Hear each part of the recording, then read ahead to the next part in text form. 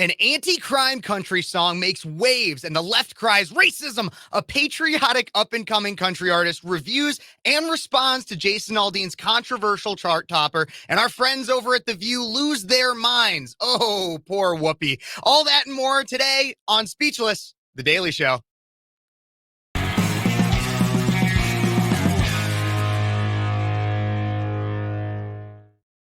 Hey, everybody, and welcome back to Speechless, The Daily Show. I'm your host, Phares. Thank you so much for tuning in. So much to cover today. I know I've already covered the Jason Aldean song, but even since I reviewed it, so much controversy has come out, and I have an amazing guest that's going to help me kind of walk through it because he's much more of an expert than I am in the field. But I want to start off. In 2020, cities were decimated by riots over the death of George Floyd. And since then, the progressive left has vilified and called for the defunding of police. And as you'd expect, this tends to cause an increase in violent crime. According to Brookings.edu, from 2019 to 2020, Chicago homicides have increased 55%. For violent crime as a whole, from 2019 to 2022, there was a 5% increase in Chicago, 1% increase of violent crime in Philadelphia, 26% in New York, and 22% in Seattle. So basically, across the board, violent crime is up. And in fact, according to Pew Research, around 6 in 10 registered voters, about 60%, said violent crime was very important when making their decision about who to vote for in last year's midterm. So people are obviously caring about the crime in their cities. And all of that said, I have discussed, like I said on this show before, about how the silent majority can no longer be silent. Not only must we speak up, but we also must find creative outlets to do so. The mayor of Magaville wrote that chart-topping Boycott Target song that became number one on iTunes. Now Jason Aldean has tried that in a small town, which is now also number one on iTunes, which addresses the very issue of crime. And my guest today also takes on the woke mob through singing and songwriting. Everybody, please welcome my friend AJ Penta. AJ Penta. How's it going, AJ? The East Coast Cowboy is what they call you, right? Yeah, exactly. Hey, how are you, kid? Thanks for having me. I'm doing great. Thank you so much for coming on. So I just want to start off because obviously you're not necessarily Jason Aldean, working your way there though, and I could see it happening. But just let everybody know, where did you come from? Tell them a little bit about how you came to be now a patriotic American, God-fearing country artist. So I've been doing music for a long time. I'm originally from New Jersey, and was kind of just doing albums, writing songs, touring, playing festivals, just kind of doing your standard country rock and roll thing. Yeah. And had ups and downs in the industry. Played some guitar for Demi Lovato. Did a little stuff with Luis Fonsi. The guy, I think Despacito's probably his biggest hit. I was never really interested in politics. I mean, I guess I always viewed myself as more of a conservative, but still a centrist conservative. And it was really, like we said, the whole summer of love, me living in New York and watching my city burn to the ground and literally watching people get beaten to death in the streets of New York, and then watching the media portray this as mostly peaceful. Yeah. I'm like, I literally just saw like somebody get to, I hope not to death, in the middle of the street because they're walking down the neighborhood, wearing a red baseball cap, probably a Yankee cap, but oh my God, that looks like a MAGA hat, so we got to kill this person. Like, it was that bad. And don't let anybody tell you it wasn't. Yeah. So I'm living in New York. I still live in New York, at least part-time. I'm planning on going back in the studio and recording some songs. And I'm watching this happen. And when they said 2 weeks to slow the curve, that was one of the other big things for me prior to the riots. I was like, I can't believe that a government has the authority to just shut down your business. And myself as a business owner, and my families and friends that are business owners said, what's going on here? The government actually stepped in, said, you're going to shut down your business, and too effing bad if you don't agree with it. So it was a combination of a few things that I said, all right, listen, like I need to do something about this. Maybe just being a wise ass loudmouth Italian from New Jersey that is just in my DNA, that I said I'm not going to stand by and keep my mouth shut. And I just had to think about, like, okay, well, how do I go about fighting this? Like, I'm not just going to stand by and let this happen. I don't have it in me. And that summer I was just writing songs, And I think, sometimes your subconscious can be louder than your conscious. Yeah. And these songs just started naturally flowing out of me. And I had parts of Living Free from years prior, but I think it really came together when I understood what it was about. Hmm. And then I wrote Falling from the Heavens, which is about the riots. And then I wrote another song, Mama, which was a tribute and dedication to police and armed forces, kind of seeing what they were going through towards this whole thing. Yeah. So then 2021 went down to Nashville, recorded these songs, and it kind of just snowballed from there. That's amazing. And I love how you're bringing up those songs because I want to go through some of those, make sure everybody has a chance to hear a little taste of the music that you're doing. Because, like I said, I mean, we got to be supporting these people like you, like the mayor of Magaville, like Jason Aldean, who are coming out with creative ways to shed light on issues that a lot of times the mainstream media will not only ignore, but if you try to talk about them, will call you racist or whatever. And so I want to start off with Living Free. I love this one. And I think it just embodies a lot about the patriotic American experience. I'm adding it right here. And we can just take a listen through the first chorus and let everybody hear it. And then I want to talk about like what goes into your songwriting process, but let's take a listen first.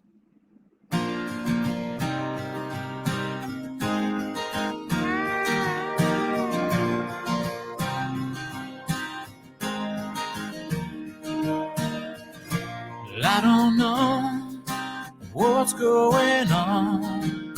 The world is turned upside down. Where'd we go wrong? I take a breath, I breathe it in deep. I'd rather die on my feet than live on my knees. And I see the lies with these open eyes. Don't tell me how to live my life. I'm gonna try until I die. Well, maybe someday there's an angel on my shoulder that quit letting me down. I ain't gonna stop singing till I'm 6 feet in the ground. All I can believe is that I cannot say, why you gonna live life easy when you living free? Amazing song. I already got it on my Spotify playlist for my summer jams. But I of course, I think I always like supporting people that are working on making it, especially in an industry that will often vilify you for having messages and themes like this. I love the lines in there, like "Don't tell me how to live my life." I think that, I mean, it really kind of hits on what you were talking about, the experience with COVID. But maybe that was the inspiration, maybe it wasn't. Tell me a little bit more about what went into writing this song, and how you came up with a lot of the lyrics that you did. So I had this chorus years ago, and it still had that kind of rebel attitude. Mm-hmm. Right now, real quick side note, like being an openly conservative is one of the most rebellious things you could do right now. You have all these like super woke progressives, and they think they're being anti-establishment. But right now, you have somebody with a non-binary, blue-haired, whatever, toaster, however the frick they identify, and they're running for Congress. Like Mm-hmm. that's pro-establishment now. So they're not the ones that are being censored and vilified in society. So a few years back, this song had the same theme. It was Mm-hmm. about standing up for what you believe in and being who you are, regardless of anything else. So I had that chorus when COVID hit and they shut everything down, and I was watching what happened. If you listen to that opening verse, the opening line, Yeah, just like what's going on, and I don't what's even know going what's on. going on. Yeah. This world is turned upside down. Like we're living in clown world. And even in that chorus, I tweaked some of the lyrics where it says, "Why are you going to live life easy when you're living free?" Mm-hmm. And you're looking at all these ultra woke progressives that just want everything for free. They want everything easy. They go, "Oh yay, socialism." It's almost an anti-Marxist line. Yeah. They think everything's going to be easy, and it goes back. Did you ever hear the analogy? It says, you could be a lion in a zoo and you get 3 squares, and you're in a cage and you're protected, or you could be a lion in the wild where you have to go hunt for your food and it's going to be harder. But which one would you rather be? Yeah, I've never heard that one, but I get the point you're making there, and yeah, I totally can see that. So that's really what that line was about, and it really came together when I saw what was going on. Like this world is turned upside down. Like, and now you're telling me I have to stay home. You're locking me in my house. You're locking me in that cage. I'd rather be out there working hard, taking chances, but you have a sense of pride and a sense of freedom. Absolutely. Absolutely. And moving on from that one, because there's another song that you wanted to mention because this ties in with well, first off, actually, what one thing you were saying there was in regards to like you gotta stand for what you believe in. You gotta and you can't back down from it. And that's kind of what's going on with the whole Jason Aldean story. And we're gonna get into that one in a little bit, but you have a song that is that you say hits on a lot of the same themes. And so I want to play a little bit of that one. This one is Fallen from the Heavens, another great tune. Everybody, you can go stream this one now as well. So I'm pulling it up right here, and we can listen again through the first chorus, and we'll go through a similar thing, like where your mindset was at and how you came to writing this song. I even want to point out too for everybody out there, I can bring it a bit bigger on the screen. You can see the cover art kind of hits on a lot of that comparable, like the city's burning down idea that's also in the Jason Aldean video. So I love this song. Everybody, again, go stream it now. AJ Penta on Spotify, Apple Music, everything like that. But let's take a listen. Rolling from the heavens, burning souls for gasoline, where I trade fire for evil lies and a halo that just ain't fit me. Well, I've had enough, taking off the gloves, tired of seeing cities burn at night. Seen it all before, devils at my door again. I swear the good Lord knows I tried. Good Lord knows I tried. Falling from the heavens, burning souls for gasoline, where I traded fire for evil lies and a halo that just ain't fitting me. Falling from the heavens, burning souls for gasoline, where I traded fire for evil lies and a halo that just ain't fitting me. So a lot more rock in that one too. And so Falling from the Heavens. What exactly is Falling from the Heavens? This song, so that summer, and this song was really my kind of my turning point. Mm-hmm. Where, I was watching everything that was going on, and the opening line in that song after that intro, that opening chorus, the first verse is, well, I had enough taking off the gloves, tired of seeing cities burn at night. Mm-hmm. And this song is literally me saying, you know what, like this is the one that I'm saying I'm doing something about this. I'm fighting back. It's about fighting fire with fire. It's like I'm not going to sit here and try to be, and just try to make excuses for all these people that are destroying a city and literally murdering people. Yeah. Like it's fundamentally and morally wrong. And then when you see the mainstream establishment not only condoning it but encouraging it, I said, you know what, forget this. I'm not that person. So this is a song really just about standing up for what you believe in and really fighting fire with fire. Well, exactly. I mean, we even had politicians that were bailing out rioters that had caused thousands upon thousands of dollars of damage to cities. Did you hear what just happened in New York? Yeah. Don't they have to pay rioters for violating their rights? Yeah, it's like almost $14 million. That's insane. What does that say about the state of our country? When we have to pay back rioters when they've already cost the taxpayer thousands. Like, it's insanity and it's clown world. Like I can't even describe it. I had a wrestling coach in high school tell him, Mm-hmm. Said something to me one time, and I'll never forget this. And he made such a great point. I was in a match and I got caught on my back, and real quick I got pinned. Yep. So I was mad after the match, and I said, Coach, comes up to me, he goes, what happened, man? You're better than that guy. I said, Coach, I wasn't really pinned. He just, I got caught. And he goes, you know what? He goes, whether you were pinned or not, it doesn't matter. He goes, but you put yourself in a situation that you never should have been in the first place. You can't blame the ref for a bad call, for a bad situation that you put yourself in.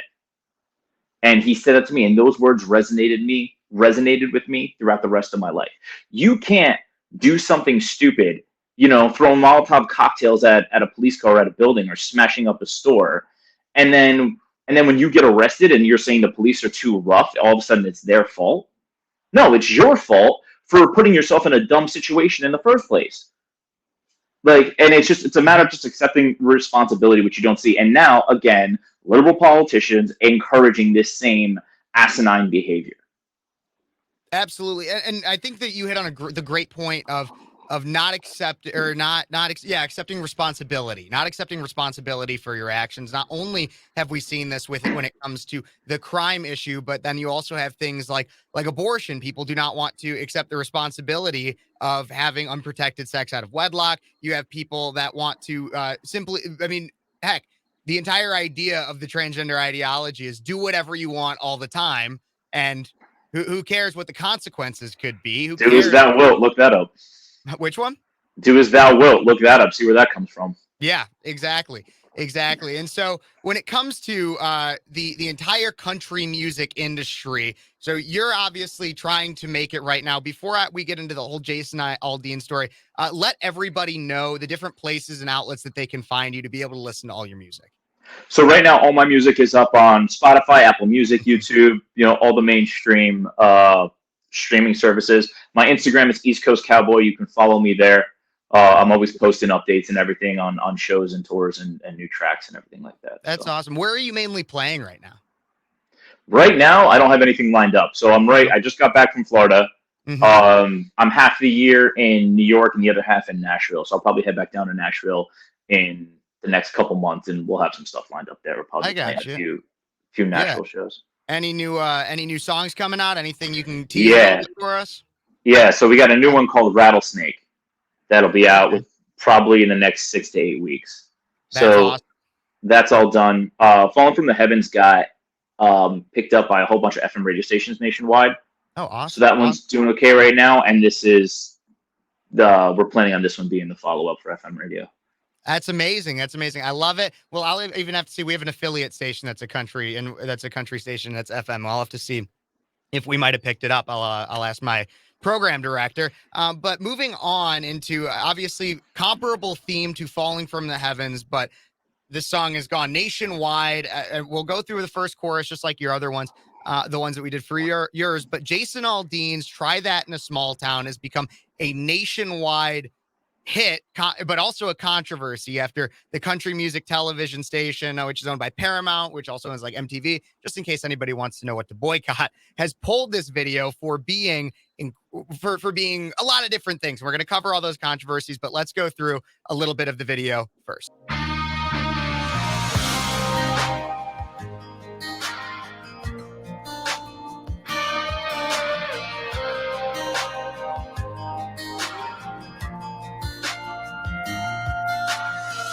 Sucker punch somebody on the sidewalk, carjacking old lady at a red light, pull a gun on the owner of a liquor store. You think it's cool, act a fool if you like. Cuss out a cop, spit in his face, stomp on the flag and light it up. Yeah, you think it's tough. Well, try that in a small town. See how far you make it down the road. Around here we take care of our own. You cross that line, it won't take long for you to find out. I recommend you don't. Try that in a small town.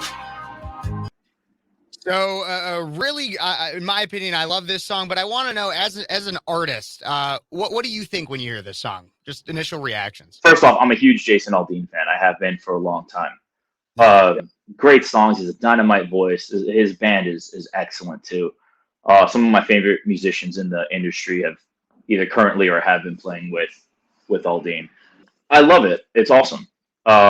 I think it's spot on. I really think it hit the nail on the head. That was actually our idea for the Falling from the Heavens video, was to take news clips of all the riots. Mm-hmm. And just because of budgetary reasons, we just decided to put that into recording more songs.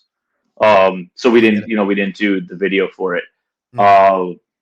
But the idea and what it's saying and the overall thematic elements of it, I think, are spot on and are absolutely excellent. And of course, he's getting the backlash. He's a racist, racist, racist. Yeah, it's like the go-to, like, give me a break. It doesn't make one line to race. They don't like to look at the truth. They like to say, "Oh no, look, look, look, mostly peaceful," because mainstream media says it's mostly peaceful. Doesn't mean it's mostly peaceful. There's like that cliche moment of when they, I don't know if it's CNN or whoever, but it's somebody saying, "Oh yeah, they're, these protests are mostly peaceful," and the entire city is on fire behind him. Yeah, it's like that meme of that dog that's sitting in the chair and the house on fire, and he just goes, "This is fine." You know what I'm talking about? Yeah, exactly. It's exactly what it is. And as you were saying, the left has absolutely lost their minds on this song and on Jason. Like I said earlier, CMT has pulled it, causing an uproar from conservatives. Radical progressive minister, as you were saying, it's been called racist. Radical progressive minister Reverend Jackie Lewis accused Aldean of promoting lynching. In a tweet, she said, "There is no non-radicalized way to write a song about lynching. When Aldean sings, 'See how far you make it down the road,' it invokes a very particular legacy." And then following that, Tennessee State Rep Justin Jones, who was one of the ones that was taken out and then he said on CNN that he said, quote, "I felt like we had an obligation and a duty to condemn this heinous, vile, racist song that is really about hearkening back to days past." And the claims of racism and lynching are rooted not in the lyrics or the music, but in the fact the music video was filmed in front of the Maury County Courthouse, where a lynching did take place of an 18-year-old black man, but back in 1927. As you mentioned, no mention or reference of race was once made in this song. And even the courthouse factoid, you wouldn't really know unless you looked it up. I wasn't aware of that. Everything. So why do you think that race is being so heavily invoked in this? As I mentioned earlier as well, crime is skyrocketing in cities across the country.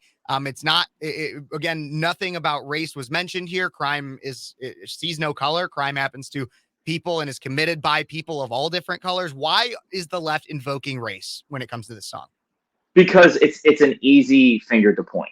Anytime that somebody speaks out or says something that they don't agree with, especially when that person has a very valid point, their immediate response is just, pull the race card. Racist. Like, come on, like people are over it. And then people come at me and they go, "Oh, I've been called a racist for whatever reason for being, outwardly conservative." My father was born in South America. Like, my mother's Italian and I look like my mom's side. People don't realize, like, I'm first generation Chilean American. So gotcha. People, they've come at me about that, and all of a sudden I bring up that fact, and they're like, "Oh yeah, well, that doesn't count." And that's always the left's defense. You say, "Oh, this person did this. Okay, yeah, well, this person did this too on the left. Oh yeah, well, that doesn't count." Anytime you bring up, "Oh, January 6th, what about the leftist Marxist riots and terrorist organizations that burnt down an entire city for a year?" Oh, that doesn't count. So I think that's why they're. That's exactly what Tucker was saying too. I don't know if you had a chance to see him speak at the Turning Point Action Conference. I believe we actually met like right before that. But what he said during his speech was like, at least when it comes to January 6th, not condoning it or anything, not condoning the damage or breaking in or anything like that. But at least conservatives went to the source. They didn't go to a Foot Locker and raid a Foot Locker or anything like that. They went to the people that they were mad at and said, "We're mad at you." As all these lefties, Marxists, BLM, Antifa, all of them went and raided Targets, stole TVs, Foot Lockers, stole shoes, all over the place. I mean, they did not go to a succinct point and say, "This is our issue." And I think you make a great point with that as well. Yeah, and what they don't even realize, by them pulling such a hissy fit over the Aldean song, they're bringing so much more attention to it than it ever would have gotten. Oh, yeah. If you just let it go by the wayside, the same thing with Sound of Freedom. Just, if it's something that you didn't like, which also draws up a lot of curiosities why they would be so angry with that movie. About child sex trafficking. That should be a very nonpartisan issue. Seriously. But for some reason they're against that. If they just let the song, just let it go, it would have its target market, and you would see it probably still doing well amongst conservative country music fans. But now when you're talking about it on The View and CMT pulls it, now it's across headlines, and so many people are going to go, "Wait, what is this song? I want to go hear it," whether they like the song or not. Now people are just going to be curious. You have people that are watching The View who probably aren't Jason Aldean fans or definitely not conservative are going to go now listen to the song. And that's why you see it number one on iTunes. You see it blowing up, that everybody's going to know this song. Yeah. Yeah. And so Jason Aldean came out back 3 days ago in a tweet, and I'm not going to read the whole thing, but it encapsulates the idea of standing for what you believe in. He said, in the past 24 hours, I have been accused of releasing a pro-lynching song. Again, a song that has been out since May. And so nobody really got up in arms until the video was released, and was the subject of a comparison that, he says, direct quote, was not too pleased with the nationwide BLM protest. These references are not only meritless, but dangerous. There is not a single lyric in the song that references race or points to it, and there isn't a single video clip that isn't real news footage. So none of it's fake. And while I can try and respect others to have their own interpretation of a song with music, this one has gone too far. He continues near the end saying, my political views have never been something I've hidden from, and I know that a lot of us in this country don't agree on how we get back to a sense of normalcy, where we go at least a day without a headline that keeps us up at night. But the desire for it to, that's what this song is about. So he's obviously standing towards his conservative values. He himself and his wife, Brittany, have been to a Turning Point conference actually in the past. So he's strongly conservative. First question is, what does it take to stand by your values like this in the country music industry, or just in the music industry, period?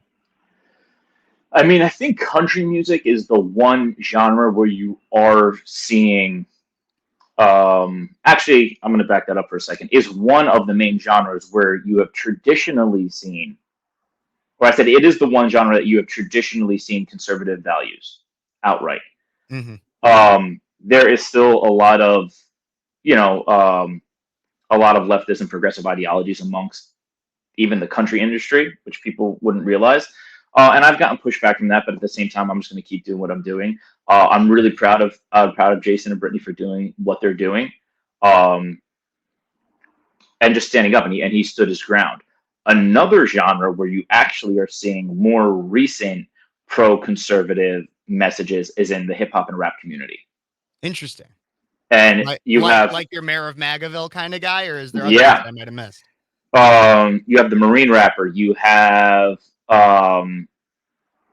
You have Topher Grace. Like you have these guys that are very outwardly Christian and conservative, and have no issues, speaking up for what they believe in. So you're actually seeing it kind of cross over into the hip hop world also, which I think is really cool. Because now it's reaching an entirely new demographic and getting the message out there. And once they see their role models start to speak up and say, hey, listen, what's going on here isn't cool. It's not right, and you have a sense of morality. Now it's giving that younger generation, a moral role model to look up to. And I think that's something that's really great. I think that is absolutely great. And so when it comes to this song, there's an element that I feel like is being drastically overlooked. And I'm curious what you think about it. It's the idea of community. One thing, I mean, in the middle of the music video, it comes on with a news story about saying that there's farmers that are struggling, and they discuss how they're coming together. When somebody needs help, you help them. And I feel like that's something that's in my reaction video, I talked about this too, that's very lost in today's day and age. It used to be back even when I was growing up, but much more in my parents' time, where you could proverbially rely on a neighbor for a cup of sugar or things like that, And nowadays, especially if you're in an urban area, you have to have your head on a swivel. Do you see that? And do you think that this song should be hailed as more of that rather than Sheryl Crow accusing it of being pro-violence, or these other people saying racism? What do you think about that idea? No, I think you bring up a really good point. I think the song brings up a great sense of community. And when he's saying, when you look at these small towns, as I said previously, there's a sense of morality and values that probably should be adopted by a lot of other communities across the country. It's almost like a bigger family. Like, these are my neighbors. This is my community. These are people I care about. I can go knock on somebody's door for a cup of sugar or an extra couple eggs if you're making something that you don't see, especially in urban communities. So I think that's a huge underlying element of this song. He says that, we take care of our own, like we look out for each other. He goes, and when you look at cities, especially there's riots that took place, you had people destroying businesses in their own community. So you live in this neighborhood. Why are you going to destroy your local bodega or your local grocery store or a local deli or something like that? Like, these are local, small, mom and pop, family owned businesses that you just don't give a crap about. And when you look at the small town mentality and community, it's the complete opposite. People go out of their way to help their neighbors. And I think that brings up a great point. I think that's something people could definitely Learn from a lot. I 100% agree. And so one more element that was brought up, and I think that a lot of this goes over a lot of people's heads, especially in urban areas. People were slamming the song because he discusses guns. He says that his grandfather gave him a gun in the song. And he basically says something to the effect of, like, he'll know how to use it if the time comes, referencing self-defense. However, a lot of people say that it's promoting gun violence. Jason Aldean also is a survivor of the 2017 Las Vegas shooting. He was on stage when it happened. What do you have to say to people that think that this song is promoting violence? It's not promoting violence. See, people don't realize weakness breeds violence, not strength. So when you stand your ground and you look at many of these rural areas that have very high concentration of gun ownership, they have some of the lowest violent crime in the country. Why is it that Chicago, Minneapolis, Philadelphia, some of the areas with New York, with the strictest, LA, I mean, I keep going on, with the strictest gun laws, have the highest rates of gun violence? And then they blame other states and say, oh, well, people go to Indiana to get guns, and then they bring them to Chicago. Okay, well, then why doesn't Indiana have the gun violence that Chicago does? So when you disarm people and you let everybody know that they're weak, that they're unable to protect themselves, you're always going to have people that don't care about laws that are going to prey on others when they know they're vulnerable. And I think that's what that brings up. It says you go to these small towns, as people say, hey, listen, I'm going to protect myself and my family, and that prevents violence because they know what they're going to walk into. Real quick, and I know Jordan Peterson kind of said something along these lines, where he said there's nothing more dangerous than a weak man. If you have, and I like to use the analogy, like, if you have a wolf and it enters the village, the strong man is going to fight the wolf because he knows he can kill the wolf to protect the villagers. A weak man is going to run away. A very weak man is going to throw a child to the wolf because he knows he's not even strong enough to get away. Do you understand my point? So the weaker the man, the more danger that wolf poses to the village. Interesting. And you can take that any way you want, but strength provides safety. And that goes right back to what we're seeing right now.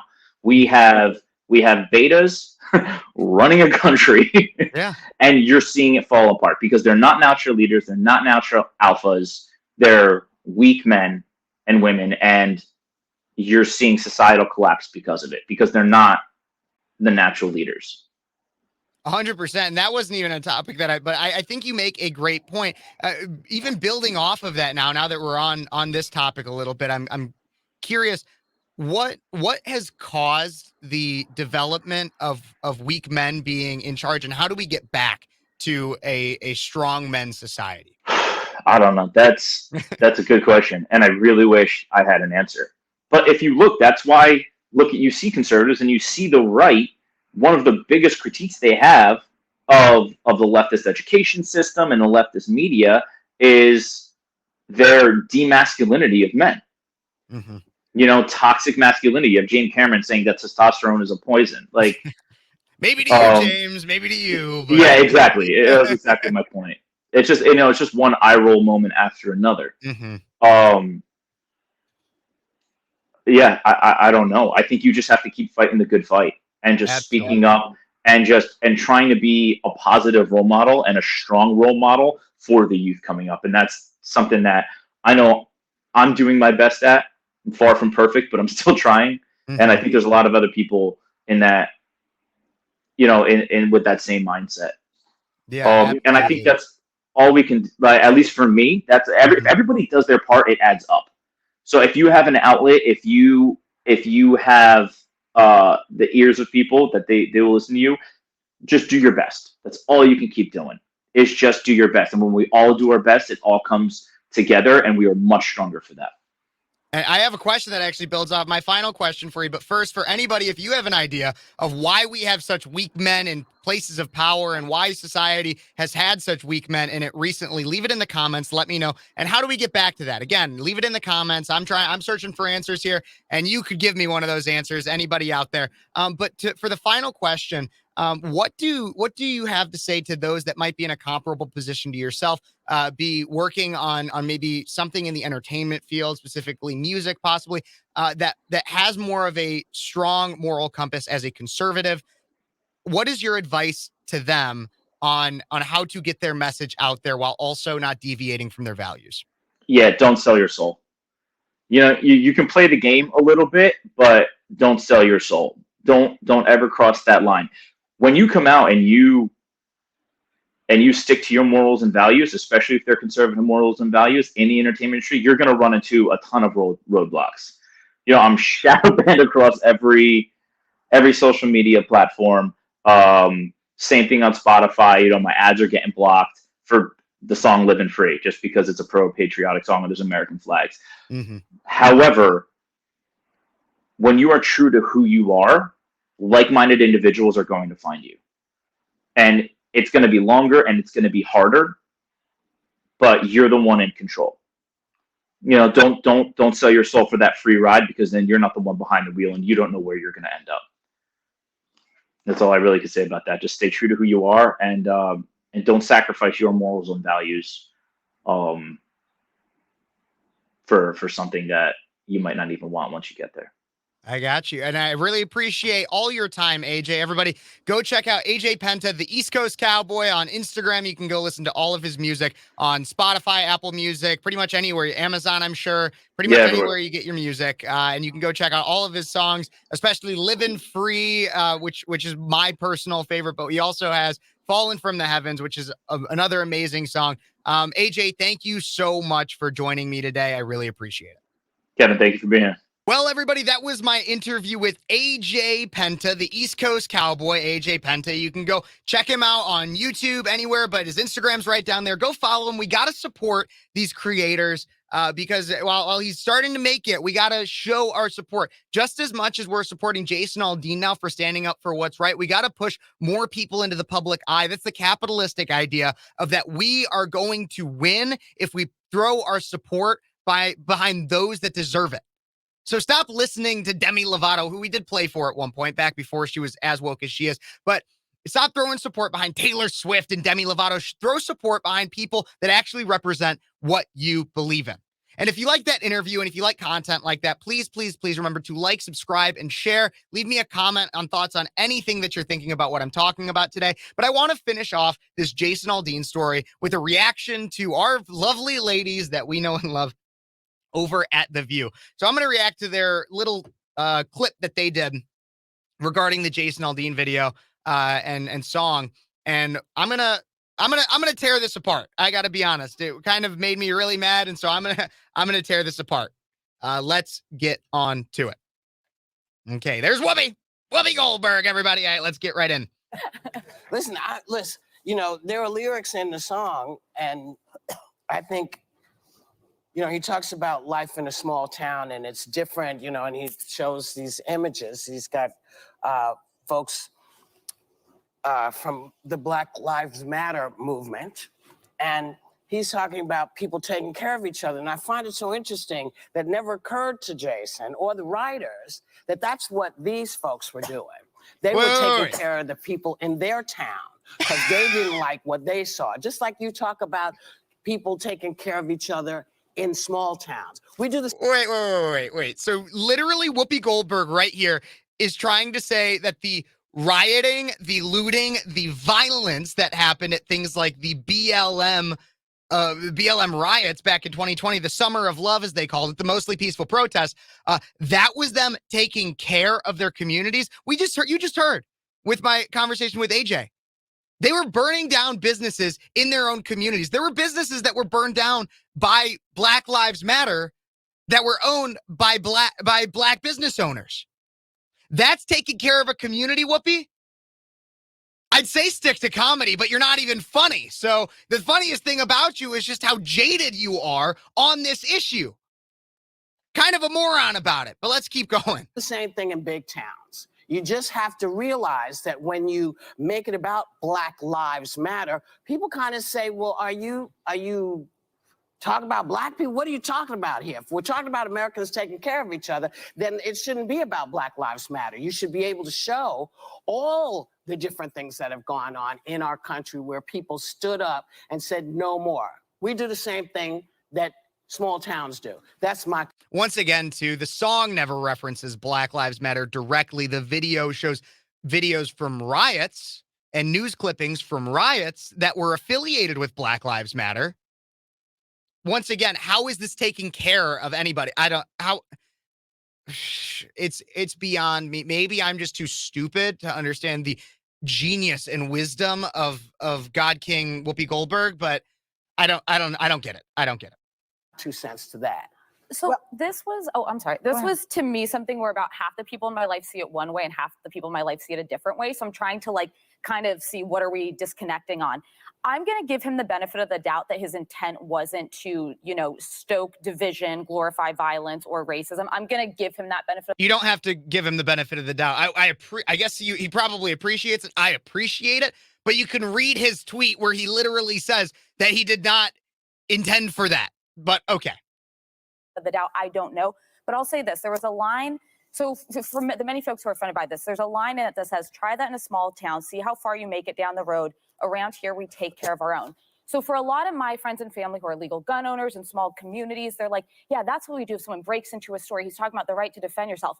What I thought of when I read that was Ahmaud Arbery. I think of a Black man in a small town in the South who literally just got shot for doing nothing wrong. That's because you're indoctrinated by the media that makes it sound like that happens all the time, when statistically it's very, very unlikely to happen. And when it does happen, it makes national headlines because it is uncommon.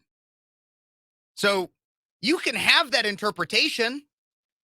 You have every right to have an interpretation that is far and few between.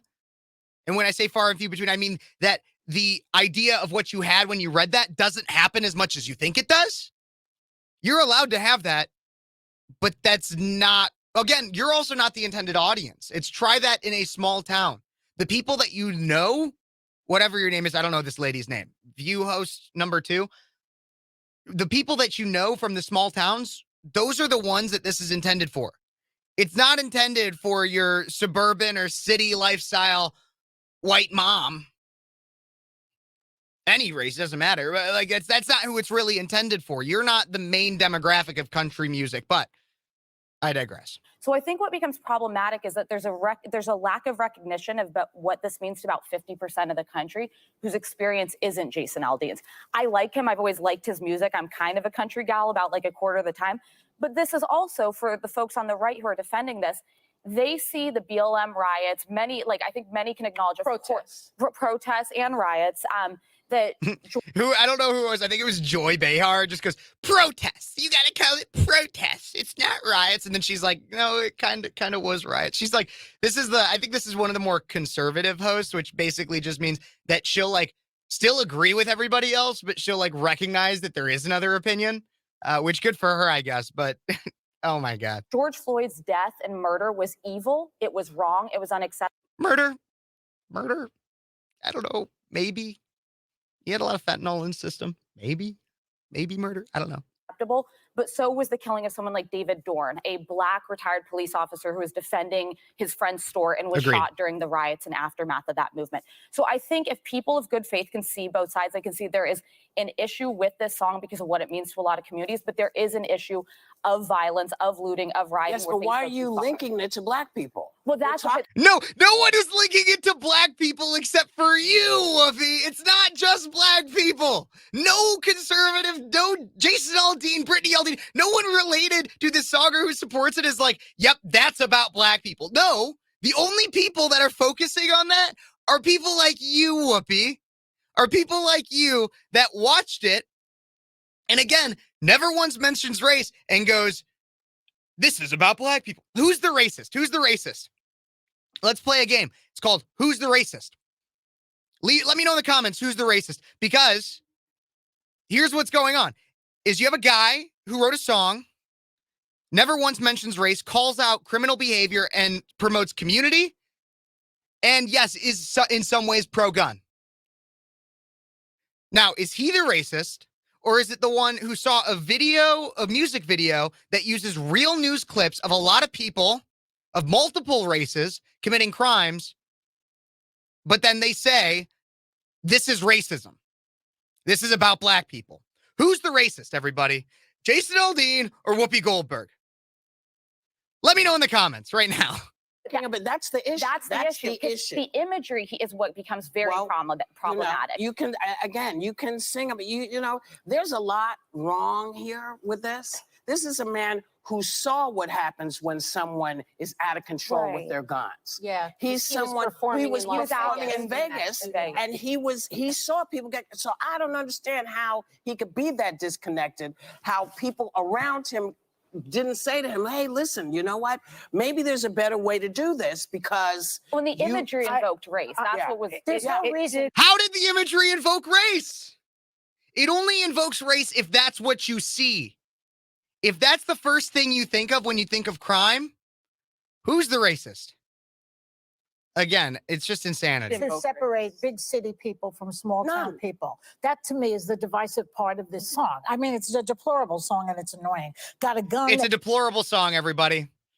That's a dog whistle right there if I've ever heard one. I mean, that's basically saying Trump supporters, conservatives, Republicans, you should love this song because she's calling it deplorable, flipping. Oh my God, Joy Behar. Ugh. That my granddad gave me. They say one day they're going to round up. Well, that S might fly in the city. Good luck. It's very divisive and provocative, but I defend his right to do this video. absolutely. That's, oh my God, that's a little bit of virtue signaling there. But the other thing too is, yeah, I guess you could call it divisive for recognizing that there's a difference between cities and small towns and the culture in them. I mean, like, heck, I live in Illinois. Chicago and some of the suburban counties around it, very, very Democrat, very dark blue. The rest of the state, for the most part, given there are a few counties that have a little bit higher population or a little bit more urban. The majority of the rest of Illinois is a red state. It's full of small towns. That's just a political divide in and of itself. There's also divides of culture. I can tell you country music is a lot more popular in the rural areas than the urban. Like there's basically what she's saying is, so there's a song that is written for primarily rural communities. It's about living in a small town. And you're mad because it's not inclusive of city people? I don't know what do you want? What do you want from these are people that don't listen to country music, because if you listen to country music, it's about a lot of it, small towns, living in it, being pro-America, God-fearing, a lot of it, God-fearing, patriotic, loving, having a good time in the summer, driving on a dirt road. Like Jason Aldean has another song called Dirt Road Anthem. How many dirt roads do you know that are in the streets? Is Michigan Avenue a dirt road? No. Is Pennsylvania Avenue, DC, is that a dirt road? Sunset Boulevard, dirt road? No. So is that song divisive because it doesn't talk about blacktop pavement? Wackos. Because they can't censor me, they shouldn't censor him either. But he has to understand that the big cities are supporting the small towns. Blue counties are responsible for 70% of America's economy. The big cities are really providing the things that you have in these small towns. You should not. Really? The food on your table, the crops that go into making like 90% of the things in our grocery stores, like whether or not it's the crop itself or they use the crop for something else, are the cities not appreciating small towns? That's the thing is Joy and these others are not recognizing that actually urban areas and rural communities in a way work together. However, a lot of times urban areas leech off the profit and everything that goes on in these small towns, while the small towns tend not to have as much development. I mean, Illinois, our governor focuses like entirely on Chicago, couldn't give less of a crap about our agriculture, which is what makes up a significant amount of the Illinois economy. But okay, she's trying to frame it as if rural communities just leech off and don't do anything for the urban ones. Okay, city gal. Not be against big cities. Yeah, but okay, so when I first heard the title before I heard the song, I kind of thought, oh, great, a small town song, like, because I am from a small town in Iowa. I understand the pride and the differentiation between towns and rural communities and the cities, because you're not thought of very highly in this country, never have. Like when you come out here, I was always that girl from Iowa. Understandably, I claim it proudly. But the point is that we have— What's wrong with saying that girl from Iowa? No, they weren't saying it in a way. They're like, oh, she doesn't get it. It's from Iowa. You know, the point is— Okay, Joy is playing the fool right now. She's playing the fool. She knows. I grew up in the suburbs, right? I love living near the country a lot more and in more rural area than where I grew up. But Joy is playing idiot because even growing up where I did in the suburbs, it was kind of implicitly pushed that anybody who has a slight Southern twang in their voice or grew up in a rural area is for whatever reason dumb or anything. They're not. Obviously, they're not. But it's implied in the urban and suburban areas. It is. And that's what this host in the green is saying. And Joy is like, oh, well, what's wrong with that? What's wrong with that? No, Joy, you push the same thing when you say that this song is deplorable. Because the people that, a lot of them in these small towns, love this song because they actually get what it means because it was made for them. Yes, we have a simple life. It's about family. It's about church. It's about community. Big cities have that too. The same exact Yeah, way. Well, that's let me finish my that's her point. Big cities have the same thing. I had that in my own area in You Brooklyn. do not have the same exact life, Joy. You do not have the same exact life. Period. There is such a huge difference between living in a rural and urban area, especially right now. Brooklyn is not exactly Iowa. But my point is, coming from a small town when a lot of people don't leave those towns, I understood the community part. The problem is you can never say, see how far you make it down the road without knowing the history of this country. And it— What? No, you can say it without knowing the history of this country because it's just like it's a moderately veiled threat that's just like, if you mess with me, I will defend myself. That's what it says. See how far you make it down the road. Mess with me and see what happens. F around and find out. All different ways to say it. Has no racial implication unless you make it have a racial implication. Where are these people? These people, honestly, the View hosts, at least based on this interview, are some of the most racist people in the country. Period. Full stop. It wasn't just Jason Aldean because he didn't write the song, he did perform it. But there's a lot of like checks and balances when you're putting out an album. You're going to be touring, you're going to be performing it. I also say shame on every person that could have caught it along the way to say there are problems here with this song. And maybe the biggest thing he should do right now is listen. When you want empathy, like even Gretchen, the governor said, you know, well, people need to just listen. They're coming after him. If you want people to empathize with your side, you need, or your take or your interpretation, you need to stop, and he should open his ears because maybe he doesn't consciously realize why a lot of people are not okay with this song. And he should really listen to that. I'm actually not going to give him the benefit of the doubt. Now, this is where it gets, spicy. And I'm pleased that you are, and Well, I'm pleased that you are. do agree that he should be allowed to say whatever he Because wants. as a lawyer, when I put my legal hat on, Yeah, okay. I don't believe in censorship. As a lawyer, it doesn't look like you're practicing right now. As a lawyer, okay. Right. However, this man is from Macon, Georgia. My father's from Augusta, Georgia, and Macon, Georgia. I spent many summers there. Yeah, both. I spent many summers there. It is one of the most racist places in this country. False. Or, if it is true, explain this then, Sonny. Her name's Sonny. Explain this, Sonny. Okay, so I looked up the based on the census, the current demographic makeup of Macon, Georgia. One, it's not really a small town, so that's kind of an interesting thing about Jason. He's from Macon, Georgia, apparently.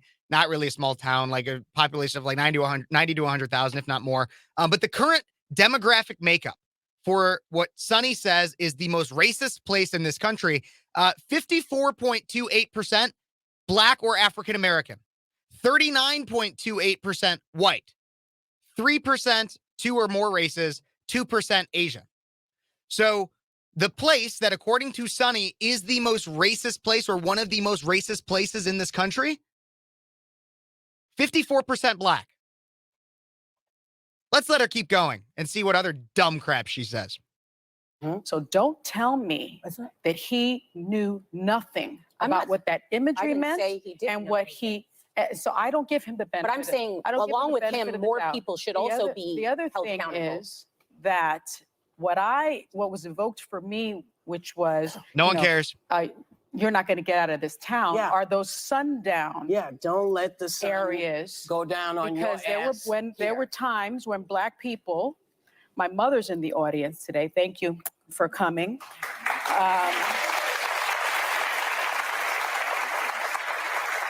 And my mother and father, because they were an interracial couple, were run out of South Carolina by the KKK.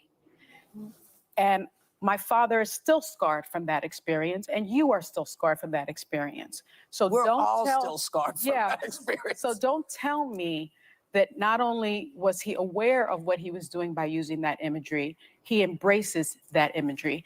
And unfortunately, this became the #1 song on US iTunes.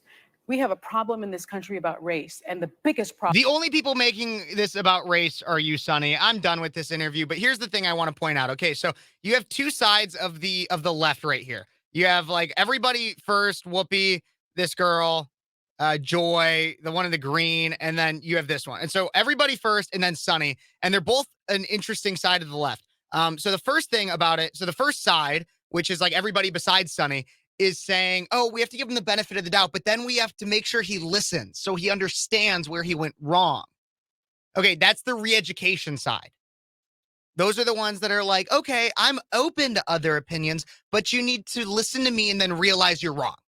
That's what that side of the left does. The other side of the left, which is Sonny, is they will never be good enough. They will always be wrong. They are the problem, and we just can't tolerate it.